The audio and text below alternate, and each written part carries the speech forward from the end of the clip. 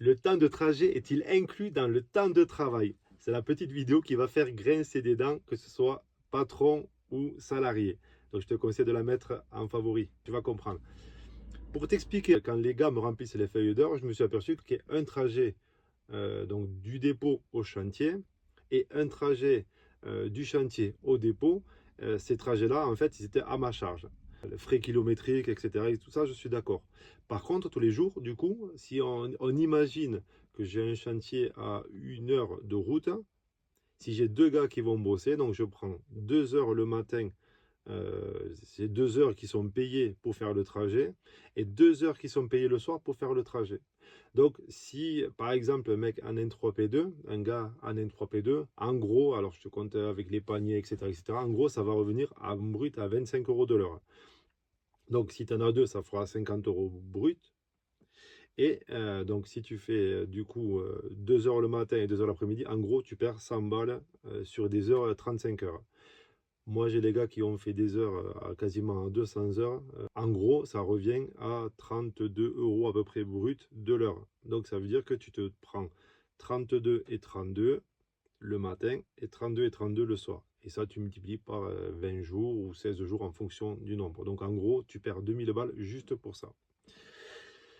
Pour t'expliquer, si le patron demande de passer au dépôt pour récupérer un camion, je ne sais pas, de la peinture, récupérer voilà, un outil, n'importe quoi, si c'est le patron qui en fait la demande, le patron te devra donc le temps de travail du dépôt jusqu'au chantier. Donc si par exemple tu as 1 heure, ben, le patron il te payera cette heure-là.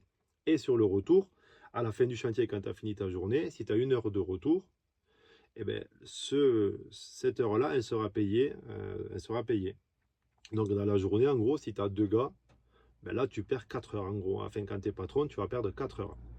Si par contre, le patron te dit d'aller directement sur le chantier, donc si tu vas avec ton propre véhicule, du coup, tu n'auras pas d'heure qui sera comptée de chez toi jusqu'au chantier. Donc là, tu partiras, par exemple, si tu commences à 8 heures le matin, et ben, sur le chantier, donc ton chronomètre partira à partir de là, à partir de 8 heures, ça compte.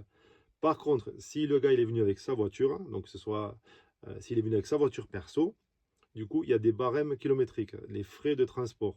Alors, je mettrai le tableau, peut-être sur les termes, je ne suis pas vraiment précis, mais en gros, c'est ça. C'est-à-dire que tu as des frais de 0 à 10 km, de 10 à 20 km, de 20 à 30 km, de 30 à 40 km, etc., etc., etc.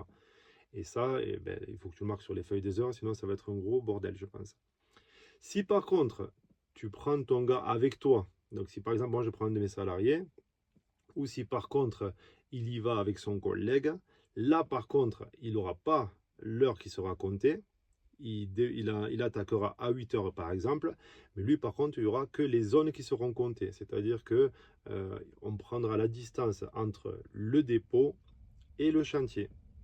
Et là, voilà. Donc pour moi, pour ma part, sur des chantiers, on a fait pas mal de chantiers où on était à peu près à 1 heure de la maison.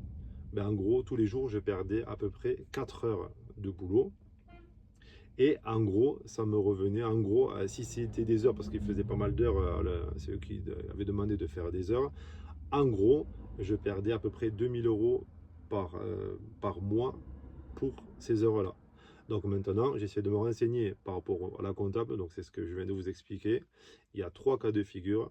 Soit c'est le patron qui demande à aller au dépôt, auquel cas le patron va payer le temps de trajet, va payer le temps du dépôt au chantier et du chantier au dépôt. Ou alors le salarié il va par son propre moyen, avec son propre véhicule. Et là, il y a des primes de transport, donc comme je disais, 0 à 10, 10 à 20, etc., etc.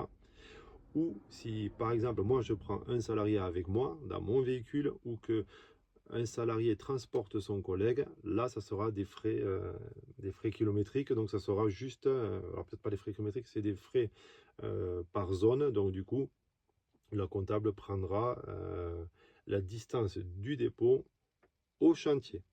Mais en fait, dans ce cas-là, si un patron évite de faire passer ses salariés, ben du coup, en gros, il a vite fait de gagner 2, 3 heures, enfin voilà, 2 heures par jour minimum en fonction de la distance, en fonction de ses gars, etc., etc. Donc voilà, pour résumer, il y a 3 cas de figure. Alors après, j'attends la CAPEB qui me dit, mais dans ce que j'ai vu, ce que la comptable m'a expliqué, en gros, c'est ça. Les 3 cas de figure, c'est le patron demande à son salarié de passer au dépôt.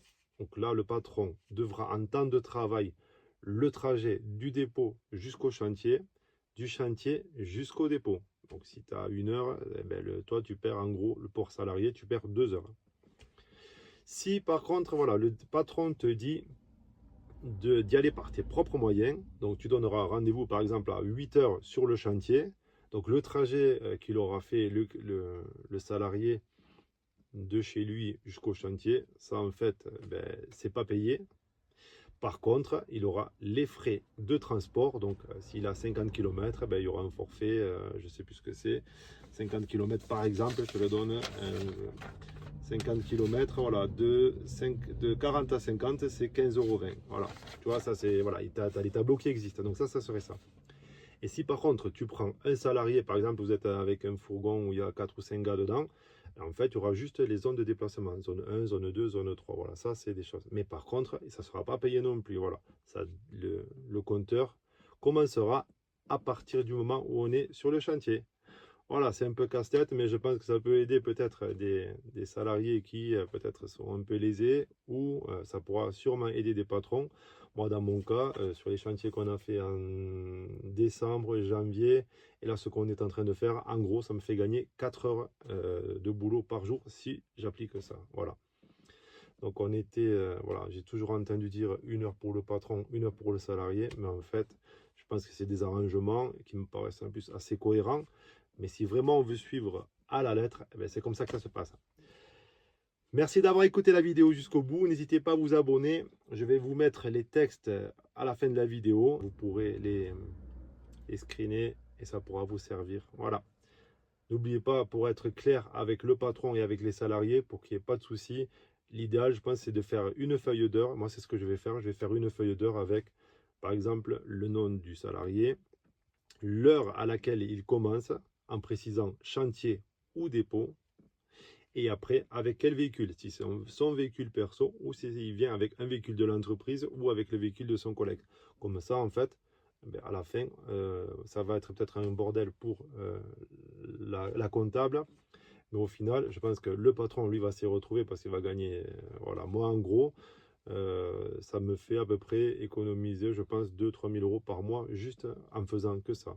Alors que si je faisais un trajet ou si je payais, si je demandais au gars de passer systématiquement du dépôt au chantier, ben en gros, ça me fait perdre ouais, un peu plus de 2 000 €. Donc voilà, je vous remercie, à très bientôt et bonne journée. Ciao.